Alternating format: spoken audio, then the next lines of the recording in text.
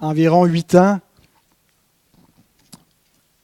on apprenait que Caro était enceinte de notre premier enfant. C'était une grande joie. On l'espérait, on l'attendait. Et donc, est venu le temps aussi de l'annoncer aux gens autour de nous pour qu'ils célèbrent avec nous cette joie. Et je me souviens, quand on l'annonçait à la famille de Caroline, on était chez Réal et Suzanne. Alors, on annonce la bonne nouvelle que Caro est enceinte. Tout le monde se réjouit avec nous. Lily et Antoine, ils étaient là aussi. Et eux aussi espéraient donc avoir un enfant et ça n'avait pas encore fonctionné. Et donc, Liliane dit, on est content pour vous. Elle dit, nous aussi, elle dit, on aimerait tellement ça, avoir un enfant. Elle dit, on prie pour ça. Et là, Réal, il a dit, ouais, mais si vous faites juste prier, il y a quelque chose que vous n'avez pas compris.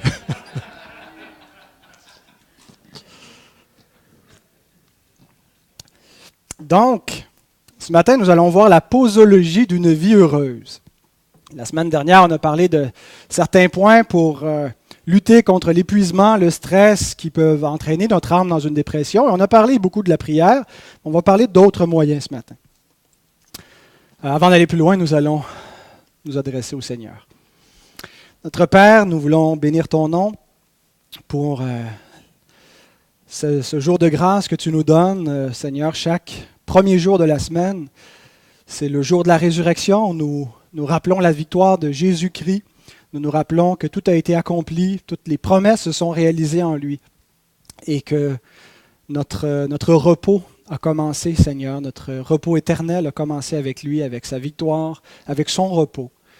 Et nous te célébrons aujourd'hui, nous voulons aussi entrer dans ce repos pour goûter à ta grâce, goûter à la bénédiction de notre salut, être en communion avec toi, tourner nos regards vers toi. Et nous te prions de nous bénir par le moyen de ta bonne parole, de ta divine parole. Aide les enfants à écouter, aide les parents à écouter, aide chacun de nous. Aide-nous, Seigneur, à non seulement écouter, mais à comprendre et à mettre en pratique, Seigneur, cette bonne parole. Amen. Vous connaissez Naaman. Naaman, c'était le chef de l'armée syrienne. Et c'est un homme qui avait reçu beaucoup de bénédictions de la part de l'Éternel et il est présenté comme un homme vaillant, courageux, même s'il n'était pas parmi le peuple de l'Alliance. Et par contre, il avait un problème, il avait la lèpre.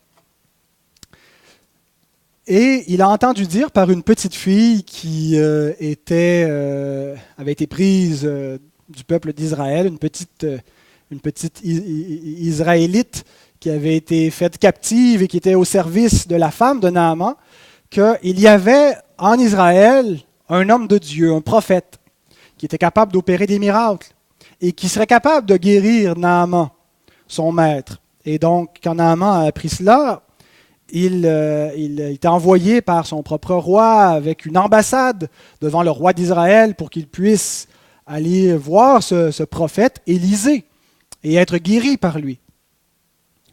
Et Élisée, lorsque Naaman s'est présenté à sa porte, lui a dit ceci. Il lui a dit, « Va et lave-toi 7 fois dans le Jourdain, ta chair redeviendra saine. »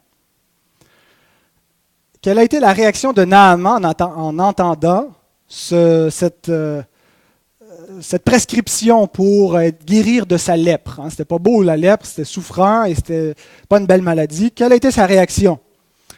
2 Rois 5, 11 et 12. Naaman fut irrité. Il était en colère d'entendre qu'il lui a dit, « Va te laver 7 fois dans le Jourdain, puis tu vas redevenir pur. » Et il s'en alla en disant, « Voici, je me disais, il sortira vers moi.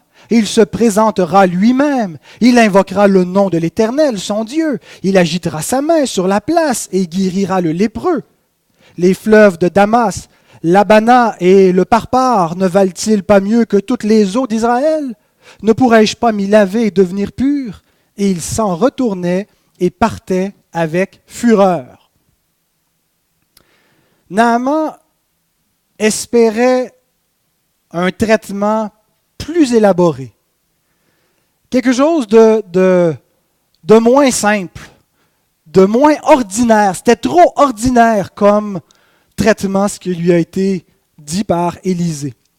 Il voulait quelque chose de plus spirituel, de plus subtil, et il était irrité par ce traitement. Mais heureusement, l'histoire ne termine pas là et les serviteurs de Naaman tentent de le raisonner dans les versets qui suivent, 13 et 14. Mais ses serviteurs s'approchèrent pour lui parler et ils dirent, « Mon père, si le prophète t'eût demandé quelque chose de difficile, ne l'aurais-tu pas fait? Combien plus dois-tu faire ce qu'il t'a dit? Lave-toi et tu seras pur. » Il descendit alors et se plongea 7 fois dans le Jourdain selon la parole de l'homme de Dieu. Et sa chair redevint comme la chair d'un jeune enfant et il fut pur. Naaman donc a écouté cette prescription très simple, très banale. Va te laver 7 fois, tu vas être guéri. Et c'est exactement ce qui est arrivé. Et après donc Naaman est revenu, s'est repenti de sa mauvaise attitude, et est venu offrir son hommage, son adoration à l'Éternel en disant « Je ne veux plus adorer d'autres dieux que l'Éternel, c'est le seul Dieu. » Cette petite histoire illustre une attitude que certains ont peut-être parfois vis-à-vis des moyens ordinaires que Dieu nous a donnés pour mener une vie saine et une vie heureuse. Il les méprise. Il trouve que ces moyens sont justement trop ordinaires, trop séculiers, trop banals, trop pour tout le monde, et que nous, comme chrétiens, on devrait avoir quelque chose de plus spirituel et d'exclusif à la voie chrétienne. Et il considère donc que ces moyens ordinaires qui leur sont suggérés pour mener une vie heureuse n'ont rien à voir avec leur état de dépression ou d'anxiété, et ils ne veulent même pas parfois les considérer. Martin Lloyd-Jones, qui, je vous le rappelle, était médecin avant de devenir pasteur, écrit dans son livre sur la dépression spirituelle, « Il y a certains principes de bon sens commun et de sagesse générale qui doivent être appliqués à cette condition, la dépression spirituelle. Il y a des personnes qui semblent penser qu'il est erroné pour un chrétien d'utiliser le bon sens commun. Ils semblent penser qu'ils doivent toujours faire tout exclusivement de manière spirituelle. Cette façon de penser m'apparaît très peu biblique. Je ne prendrai pas une aspirine, c'est pas spirituel, je vais prier à la place. Et on n'est pas du tout en train de dire que la prière n'est pas un moyen efficace et qui ne devrait jamais être utilisé. Mais reconnaissons que Dieu n'intervient pas uniquement et exclusivement par le Saint-Esprit dans notre existence pour nous bénir. Et que oui, il nous a donné des moyens de grâce spirituelle qui découlent directement de la grâce du salut accompli en Jésus-Christ, mais il nous a donné aussi des moyens ordinaires dans sa providence et dans sa grâce commune à tous les hommes pour notre bien-être, pour le bien-être de notre corps et de notre âme. Et Dieu s'attend à ce que nous utilisions ces moyens ordinaires, en plus de prendre des moyens de grâce spéciale dans notre vie. Et donc, ces moyens, je l'ai dit, ne sont pas exclusifs aux chrétiens. Rappelons-nous quand Paul et Barnabas annoncent l'Évangile aux habitants de Lystre. Et l'apôtre Paul déclare ceci, Actes 14, 16 et 17. Il dit « Ce Dieu, dans les âges passés, a laissé toutes les nations suivre leur propre voie, quoiqu'il n'ait cessé de rendre témoignage de ce qu'il est en faisant du bien, en vous dispensant du ciel les pluies et les saisons fertiles, en vous donnant la nourriture avec abondance et en remplissant vos cœurs de joie. » Autrement dit, Dieu utilise le travail, la nature, la nourriture et toute l'abondance des bénédictions qui sont nôtres pour remplir le cœur de joie. Et s'il le fait envers les non-chrétiens, envers les païens qui étaient à Lystre, il le fait également envers ceux de sa maison, envers ses propres enfants. Donc Dieu utilise des moyens ordinaires. Et nous allons voir dans notre texte de ce matin sept thèmes, il y aura 7 points finalement, donc de ce que Dieu utilise, de ce que Dieu veut qu'on mette en application pour notre bien-être. Et notre texte est pris du livre des Proverbes, le chapitre 3. Plus je lisais les versets de ce chapitre, au début je m'intéressais au premier verset, mais je trouvais que plus j'avançais dans le chapitre, que ça s'appliquait aussi de manière générale à une vie heureuse. Alors j'ai décidé d'inclure le chapitre au complet. Il y a 35 versets, c'est un assez long texte, mais nous allons le lire néanmoins au complet. « Mon fils, n'oublie pas mes enseignements, et que ton cœur garde mes préceptes. Car ils prolongeront les jours et les années de ta vie, et ils augmenteront ta paix. Que la bonté et la fidélité ne t'abandonnent pas. Lis-les à ton cou, écris-les sur la table de ton cœur. Tu acquerras ainsi de la grâce et une raison saine aux yeux de Dieu et des hommes. Confie-toi en l'Éternel de tout ton cœur et ne t'appuie pas sur ta sagesse. Reconnais-le dans toutes tes voies et il aplanira tes sentiers. Ne sois point sage à tes propres yeux. Crains l'Éternel et détourne-toi du mal. Ce sera la santé pour tes muscles et un rafraîchissement pour tes os.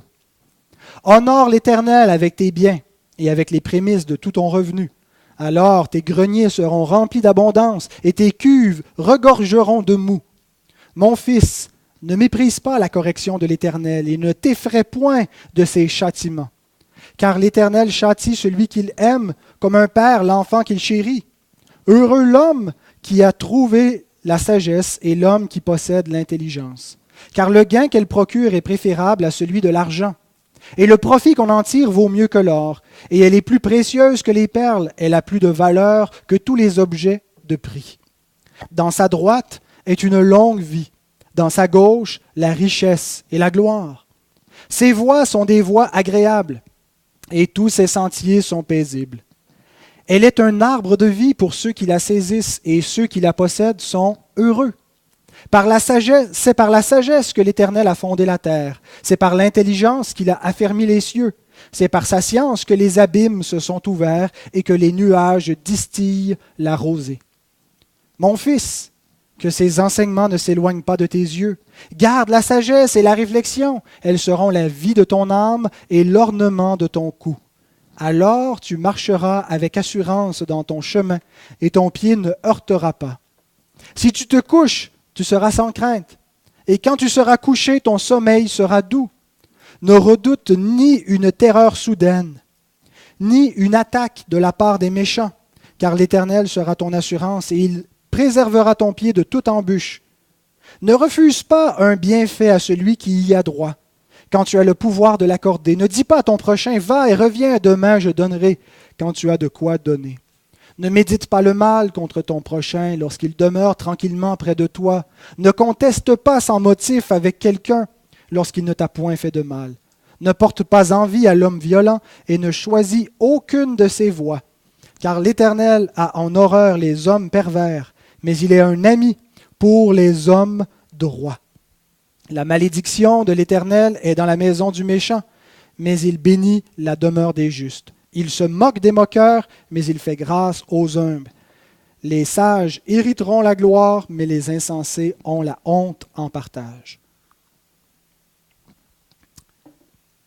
Alors bien sûr, on ne pourra pas commenter ni chaque verset, ni chaque élément, chaque thème qui sont là. Il y a probablement d'autres aspects. Peut-être vous allez vous dire pourquoi est-ce qu'il n'a pas parlé de ce point. Ça me paraît pertinent. Mais en fait, j'ai regroupé un peu ce qu'on retrouve ici en 7 thèmes différents. Et je me suis attardé surtout à des éléments qui avaient trait à notre sujet, la dépression de l'âme, et donc ce qui a un impact direct sur l'état de notre âme. Mais le point qu'on doit retenir, qui résume finalement ces 7 points, c'est que on ne doit pas mener notre vie selon la sagesse du monde, selon les préceptes des hommes, selon simplement notre propre sagesse à nous, ce qui nous paraît bon, ce qui nous paraît être le mieux pour être heureux. Mais comme croyants, nous sommes appelés à régler notre vie sur la parole de Dieu. S'il est notre Seigneur, il doit donc nous commander. Mais par quel moyen est-ce que le Seigneur nous dirige et nous commande? Par sa parole.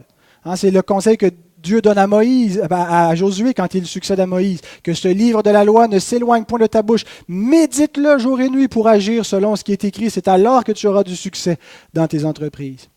Donc la Bible, c'est un livre qui est rempli d'applications pratiques. C'est pas, vous le savez, vous qui êtes des lecteurs de la Bible depuis longtemps, que ce n'est pas simplement de grandes philosophies, de grands principes, mais qu'il y a aussi des choses très concrètes, très pratico-pratiques pour la vie de tous les jours dans les Écritures. Et que notre joie dépend en grande partie de la mesure dans laquelle nous appliquons les Écritures. Et c'est ce que Jacques nous déclare, Jacques 1, 22, 25. Mettez en pratique la parole et ne vous bornez pas à l'écouter en vous trompant vous-même par de faux raisonnements. Mais celui qui aura plongé les regards dans la loi parfaite, la loi de la liberté, et qui aura persévéré, n'étant pas un auditeur oublieux, mais se mettant à l'œuvre, celui-là sera heureux dans son activité. Donc, si nous pratiquons ces préceptes, eh bien, l'Écriture nous dit que nous en moissonnerons de la joie. Premier principe à mettre en application, garder les commandements de Dieu. La voie de la sagesse nous montre qu'on ne peut pas faire une vie heureuse en marchant dans la désobéissance. Il y a un lien irréductible entre la droiture et le bonheur, parce que notre conduite morale agit directement sur l'état de notre âme. Et l'Écriture nous dit que si Dieu est notre Père, il va nous traiter comme un bon père traite ses enfants, en les disciplinant. Pourquoi? Pour qu'ils marchent dans le droit chemin. Pourquoi est-ce que des parents disciplinent leurs enfants? Pourquoi est-ce qu'un père corrige ses enfants? C'est lorsqu'ils agissent mal, pour redresser leur voie, pour les amener à avoir une bonne conduite morale, parce que leur bien en dépend. Un enfant laissé à lui-même fait honte à sa mère, nous dit les Proverbes. Et il va prendre une voie tortueuse et il va s'éloigner d'une voie juste et il va se faire du tort à lui-même en plus de faire du tort autour de lui. Pierre nous déclare, 1 Pierre 3, 10 et 12, « Si quelqu'un en effet veut aimer la vie et voir des jours heureux, » vous voyez, l'Écriture nous dit que Dieu a des plans de bonheur et si on veut être heureux, si on veut aimer la vie, qu'il préserve sa langue du mal et ses lèvres de paroles trompeuses, qu'il s'éloigne du mal et fasse le bien, qu'il recherche la paix et la poursuive. Car les yeux du Seigneur sont sur les justes et ses oreilles sont attentives à leurs prières, mais la face du Seigneur est contre ceux qui font le mal. Alors, il y aurait beaucoup à dire sur ce premier précepte, mais on va s'en tenir ici puisqu'on en a 6 autres à voir. Donc, garder les commandements de Dieu pour être heureux. Deuxième précepte, cesser de vivre pour soi-même. Et il faut aller contre notre culture qui ne cesse de nous répéter que pour être heureux, on doit penser à nous, on doit vivre pour nous. La voie de la sagesse nous montre que de vivre pour soi, de penser à soi, d'être préoccupé par nous-mêmes, par ce qui va nous arriver, de se centrer sur notre nombril, sur notre existence, c'est la recette de la déprime. Que la voie du bonheur, c'est la voie de l'amour. La voie de la joie, c'est la voie de l'altruisme, où nous nous oublions nous-mêmes pour nous tourner vers les autres. Et c'est ce qui explique aussi en partie l'inefficacité de certaines thérapies de l'âme qui ne mettent l'emphase que sur le sujet déprimé et sur notre intériorité. Et là, on se regarde et on regarde dans notre passé et on apprend à se répéter des mantras qu'il faut s'aimer, qu'il faut s'accepter. Donc, c'est le moi, le moi, le moi. Hein, je dois penser à moi, je pense tellement pas assez à moi, je dois arrêter de penser aux autres. Et peut-être certains sortent de ces thérapies-là avec une apparence de zénéité. Je ne sais pas si ça existe comme mot, là, mais ils ont l'air zen. Mais ils n'ont que l'apparence d'un vrai bonheur. Il y a une place pour effectivement penser à soi, mais il y a une façon très malsaine de penser à soi et de devenir son propre idole, son propre Dieu, de vivre pour soi-même. Il faut être raisonnable quand on dit de penser aux autres. Il faut éviter aussi de se faire exploiter et abuser par les autres. Mais Jésus nous dit que le vrai bonheur consiste à donner sa vie pour les autres. Il y a plus de joie à donner qu'à recevoir. Plus de joie à être orienté vers les autres qu'à être orienté vers nous et à chercher à ramener les autres sur nous. Il nous dit que la joie consiste à non pas essayer de préserver notre vie, mais de la donner pour notre Seigneur. Et c'est ainsi que nous allons la retrouver. Mais si quelqu'un veut préserver sa vie, il la perd. Le théologien américain Jonathan Edwards, qui est considéré par certains comme un des plus grands penseurs chrétiens américains, qui est vu aussi comme le théologien de la joie spirituelle, écrit ceci. « Si tu es égoïste et que tu fais de toi-même et de tes propres intérêts ton idole, Dieu te laissera à toi-même et te laissera rechercher ton propre intérêt autant que tu le peux. Autrement dit, tu auras ta récompense. Mais si tu ne cherches pas égoïstement ce qui te plaît et que tu cherches l'avantage de Jésus-Christ et l'avantage des êtres humains autour de toi, alors Dieu se chargera lui-même de ton intérêt et de ton bonheur. Et il est infiniment plus apte que toi pour y pourvoir. Ainsi, ne pas vivre pour soi d'une manière égoïste est la meilleure façon de chercher son propre bonheur et d'une meilleure manière. Et il s'agit du chemin le plus direct que tu puisses prendre vers un bonheur assuré. Et l'apôtre Paul nous dit que chercher les intérêts de Christ, c'est chercher les intérêts de nos frères et de nos sœurs. Lorsque nous servons les autres, nous nous oublions nous-mêmes. Et conséquemment, nous sommes délivrés de cette préoccupation malsaine et parfois morbide avec nos propres pensées.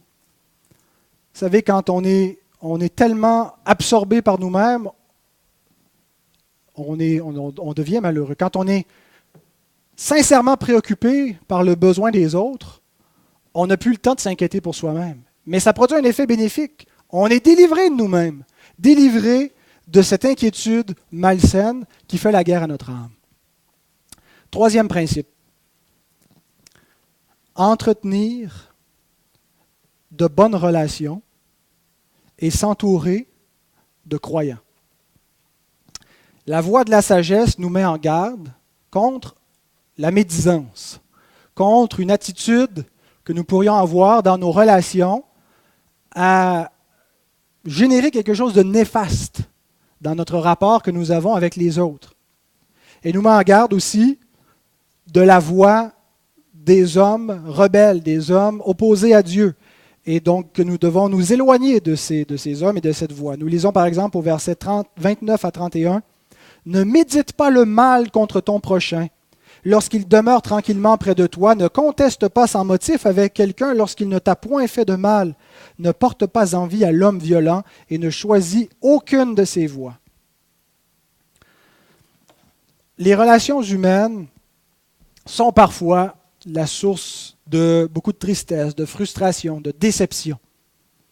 Parce que la conduite des autres, même si elle ne nous concerne pas directement, elle nous affecte.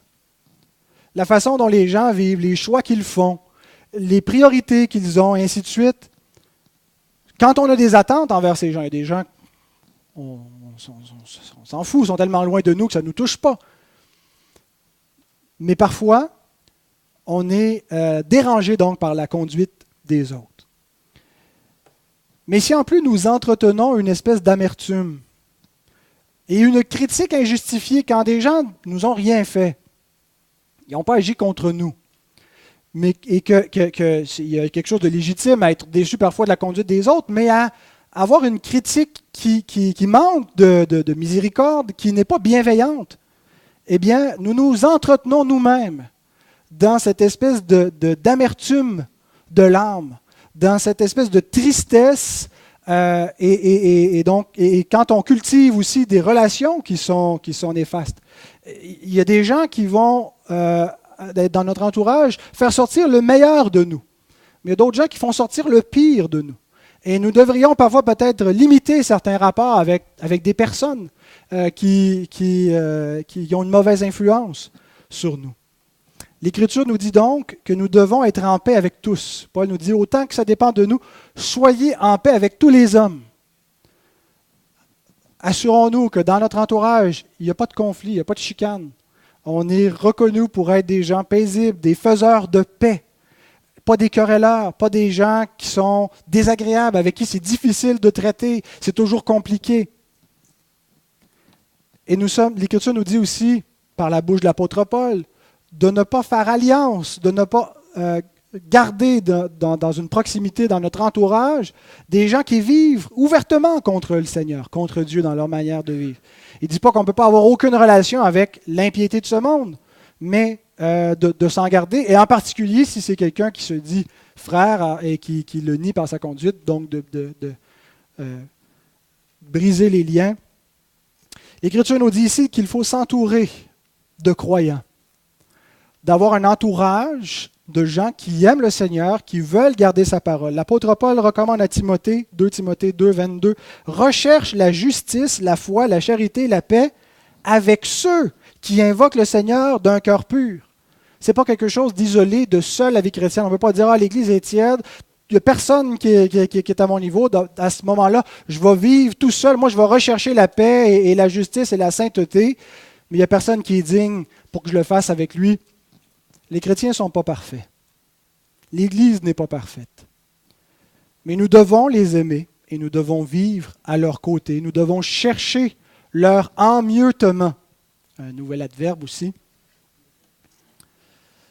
Sans médire, la Bible nous prévient de ne pas médire contre un frère, de ne pas condamner un frère injustement, parce que nous nous élevons comme législateurs quand nous faisons cela. Notre entourage et l'attitude que nous avons vis-à-vis de notre entourage va avoir un grand impact sur la joie de notre cœur. Quatrième principe, apprendre la maîtrise de soi. Le bonheur, une vie heureuse dépend en grande partie. Une vie heureuse, c'est une vie retenue. C'est une vie modérée. C'est une vie en bride, qui est attachée, qui est retenue par notre volonté, qui se soumet au commandement de Dieu et à tous les préceptes divins. Depuis Genèse 3, depuis que le péché est entré dans le monde nous pousse vers des excès, vers la folie, vers des voies déraisonnables. Et si nous n'apprenons pas à contrôler nos désirs, nous serons contrôlés par nos désirs. Bien dit, hein, ça? Si nous ne contrôlons pas nos convoitises, ce sont nos convoitises qui vont nous contrôler. Si nous ne contrôlons pas notre tempérament, c'est notre tempérament qui va nous dominer. Le monde nous fait croire que l'épanouissement nécessite d'enlever la bride, d'arrêter d'être pris dans une espèce de carcan moral d'une société judéo-chrétienne, ex-société judéo-chrétienne. Qu'une bonne sexualité est une sexualité débridée, dans le sens qui n'est pas retenue par des principes moraux, et qu'il n'y a rien de nocif, rien de néfaste. C'est un mensonge du diable. Et si nous n'apprenons pas à contrôler les désirs de notre chair, et en particulier dans le domaine de la sexualité, nous sommes entraînés dans une voie de destruction. Que ce soit dans la sexualité ou dans le manger et le boire, nos appétits. Je ne parle pas de boire de l'eau, des boissons alcoolisées,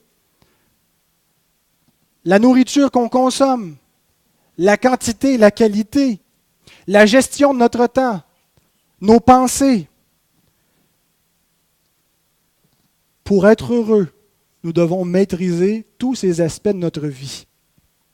La Bible nous dit que les convoitises charnelles, vous savez, ces obsessions dans nos pensées qui surgissent parfois spontanément ou d'autres fois qui persistent continuellement.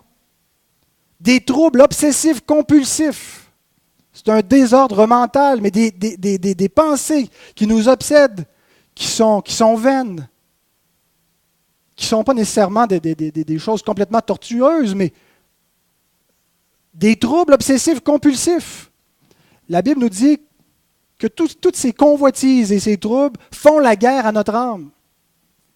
Et que nous devons, par la grâce de Dieu, maîtriser nos pensées, maîtriser nos désirs. L'âme paisible, c'est une âme maîtrisée, qui demeure sous notre contrôle. C'est un fruit de l'esprit. Galates chapitre 5. Et c'est également une grâce de la sagesse. On lit au verset 4. « Tu acquerras ainsi la grâce et une raison saine aux yeux de Dieu et des hommes. » Pas une raison détraquée, pas une raison confuse, une raison saine en suivant la voie de la sagesse, la maîtrise de soi.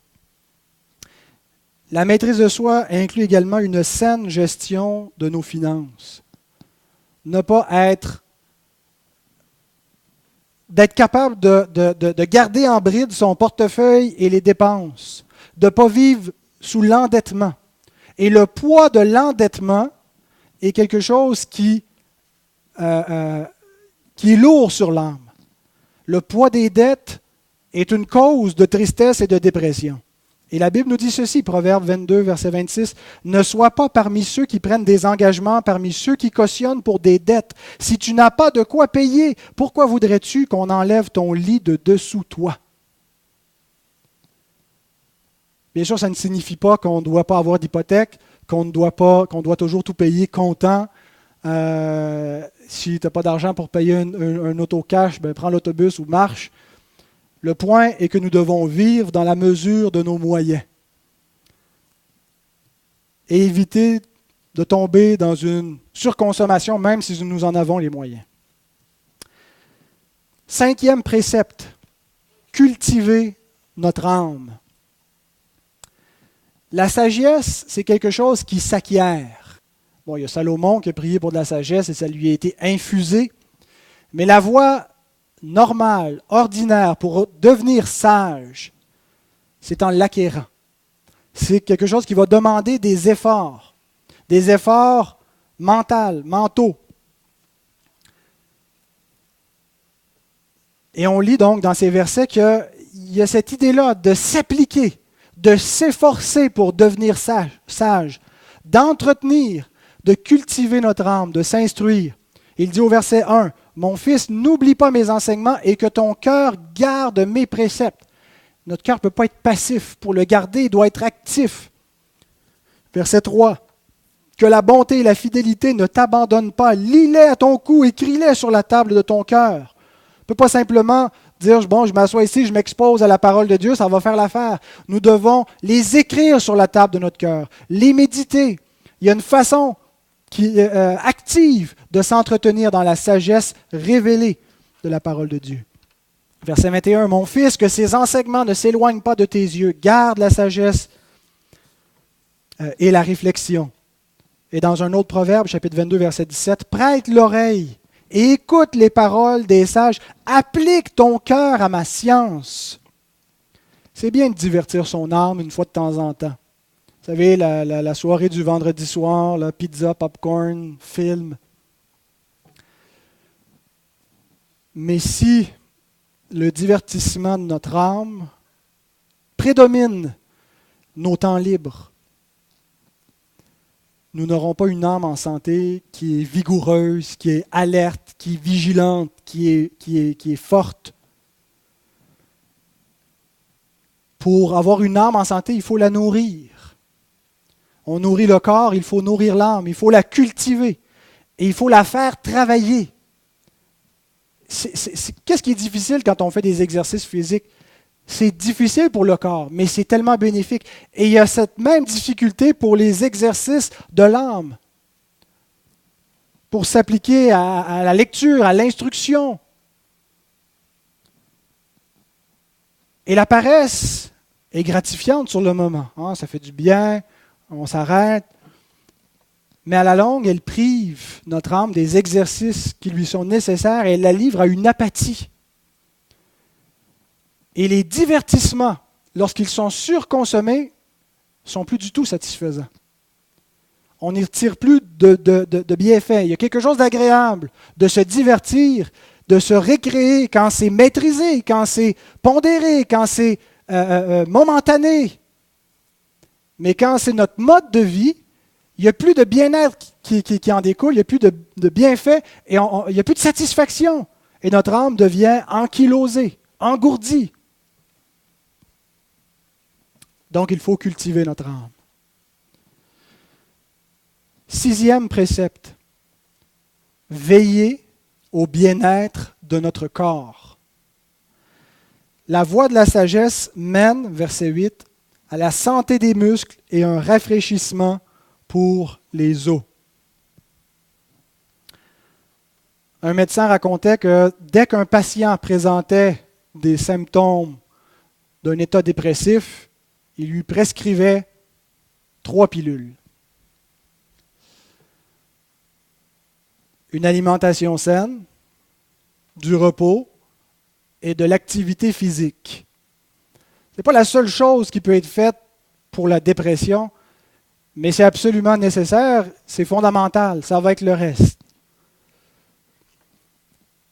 Le corps et l'âme sont liés pour le meilleur et pour le pire. Les soins du corps ne règlent pas tout, mais si notre corps est dans un mauvais état par notre négligence, ça va avoir un effet sur notre âme. Soyez-en assurés. Ce qu'on mange, manger trop, manger une nourriture qui est pauvre en nutriments, mal s'alimenter, c'est néfaste pour l'âme. Et certains gagneraient simplement à s'informer un peu sur ce que c'est qu'une saine alimentation. On n'a pas tous besoin de devenir des docteurs Kousmine ou docteurs ci et cela, puis suivre un régime qui va nous rendre la vie pénible. Mais il y a des choses qu'on peut faire minimales pour avoir une bonne alimentation. Le cycle du sommeil doit être stable dans notre vie. Un problème au niveau du sommeil, l'insomnie, va entraîner un état dépressif. Il y a des cas, des raisons parfois qui peuvent être physiques, il y a des raisons que quelqu'un peut faire de l'insomnie pour tout, et il peut avoir de l'aide médicale à ce niveau-là. Mais une des choses qui va aider, c'est d'avoir une stabilité dans les heures du coucher et du lever. De fermer les écrans à une certaine heure. Vous savez que les écrans, c'est un petit peu le café des pensées. Comme le café agit sur le système nerveux, il semble, en tout cas dans mon cas, je vous partage mon expérience, il semble que les écrans sont quelque chose qui stimule énormément ma pensée et qui peuvent effectivement m'entraîner dans de l'insomnie. Par exemple, le matin, si je veux me lever très tôt à 5 heures, je suis fatigué, je me réveille, je lis ma Bible, je n'arrive pas à me tenir réveillé, je m'endors. Si par contre je sors mon iPhone et que je prends mes courriels, ma pensée est automatiquement réveillée. C'est un café pour les pensées. Ça peut être bénéfique par moment, des fois on a besoin de quelque chose de choc, mais on est dans une ère où, en tout cas, beaucoup d'entre nous passent énormément de temps devant les écrans et ça peut affecter notre disposition d'esprit et affecter notre sommeil. Donc, important de développer un bon cycle de repos, de sommeil. Et une autre chose qui peut améliorer notre repos, c'est l'activité physique. Si parfois on n'est pas assez fatigué pour dormir, on devrait peut-être justement faire de l'activité pour que notre corps ait besoin de ce repos. Et je croyais jusqu'à un certain temps que l'apôtre Paul nous disait « L'activité physique, ça ne sert à rien. Faites-en pas. » 1 Timothée 4,8. L'exercice corporel est utile à peu de choses, tandis que la piété est utile à tout. Mais quand on examine dans l'original et dans d'autres traductions, la comparaison que Paul fait quand on lit ici avec Louis II, ça donne l'impression qu'il compare entre l'inutile et l'utile. Mais ce n'est pas le sens de la comparaison. La comparaison, c'est entre l'utile et le très utile. Et donc, il ne dit pas que l'exercice corporel est inutile. Il dit qu'il est utile un peu à certaines choses, tandis que la piété est utile à tout. Donc, nous devons reconnaître l'importance de l'activité physique. On a des modes de vie assez sédentaires, beaucoup d'entre nous, et il faut intégrer, donc pour le bien-être de notre âme, l'exercice du corps. Reconnaissons cependant que le bien-être du corps ne doit jamais devenir le centre de notre vie. Nous vivons dans une société qui fait le culte du corps, le culte de la beauté, le culte de l'apparence, le culte de la santé, le culte du bien-être physique seulement, qui considère absolument pas le bien-être moral.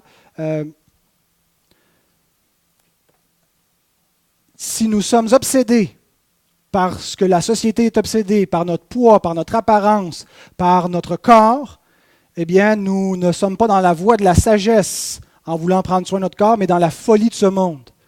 Il y a une façon équilibrée et saine de veiller au bien-être de notre corps, mais Préservons-nous de tomber dans l'idolâtrie. 7e et dernier précepte. Pour mener une vie heureuse, être actif et productif en accomplissant notre mission. On retrouve cette idée lorsqu'on lit au verset 9 et 10. « Honore l'Éternel avec tes biens et avec les prémices de tout ton revenu. Alors tes greniers seront remplis d'abondance et tes cuves regorgeront de mou. » Il y a l'idée ici d'une vie qui produit du fruit et d'un fruit qui sert à la gloire de Dieu. Dieu est glorifié, qu'on peut amener une partie de ce que notre vie produit au service du Seigneur. Pour amener du fruit, donc, il faut en produire. Et il y a peu de sentiments aussi gratifiants que la joie de porter des fruits à la gloire de Dieu. Que la joie de savoir, quand on commence notre journée, qu'on vit pour la gloire de Dieu et que ce qu'on va faire, c'est ce que Dieu nous appelle à faire. Vous savez, la vocation, ce n'est pas simplement la vocation pastorale, le ministère d'enseigner la parole de Dieu.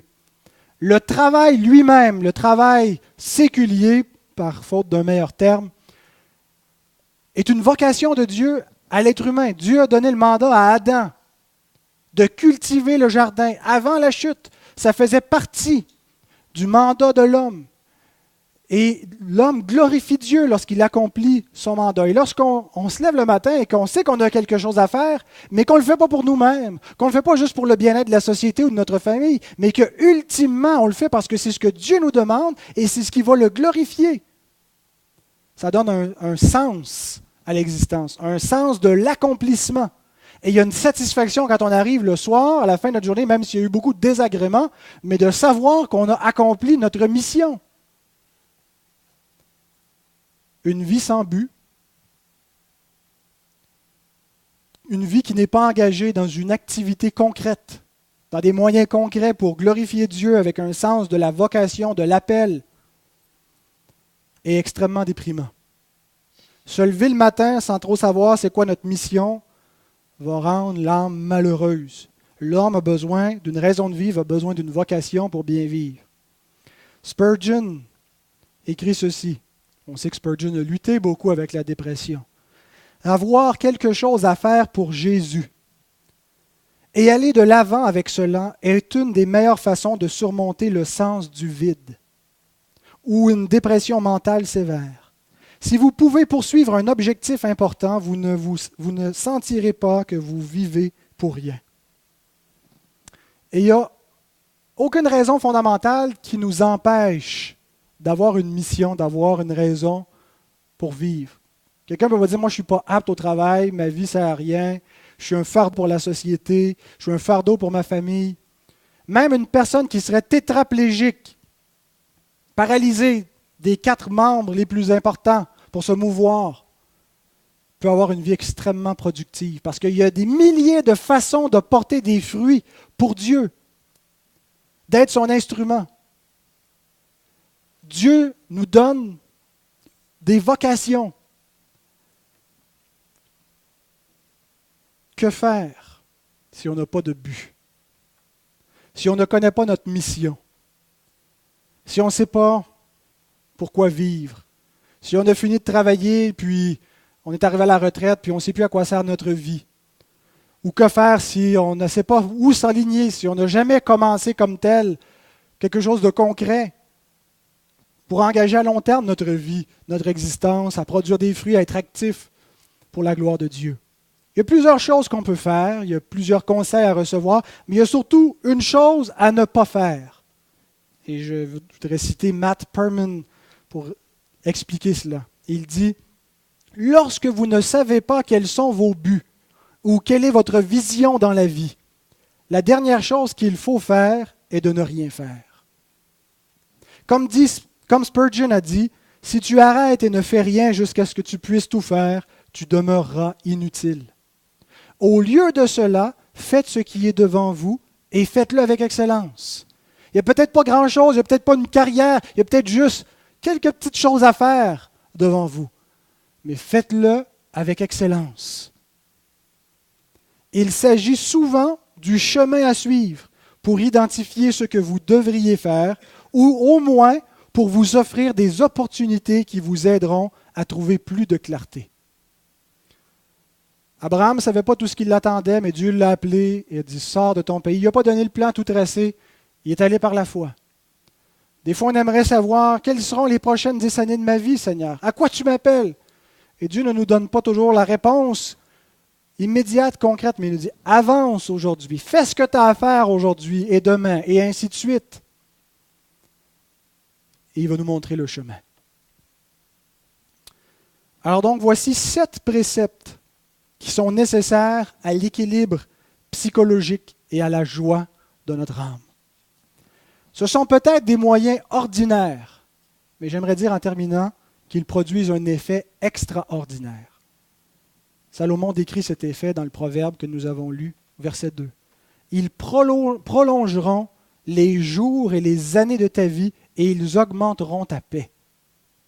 Verset 13. Heureux l'homme qui a trouvé la sagesse. Heureux. Verset 17. Ses voies sont des voies agréables et tous ses sentiers sont paisibles. Elle est un arbre de vie pour ceux qui la saisissent et ceux qui la possèdent sont heureux. Versets 23 et 24. Alors, tu marcheras avec assurance dans ton chemin et ton pied ne heurtera pas. Si tu te couches, tu seras sans crainte et quand tu seras couché, ton sommeil sera doux. Amen.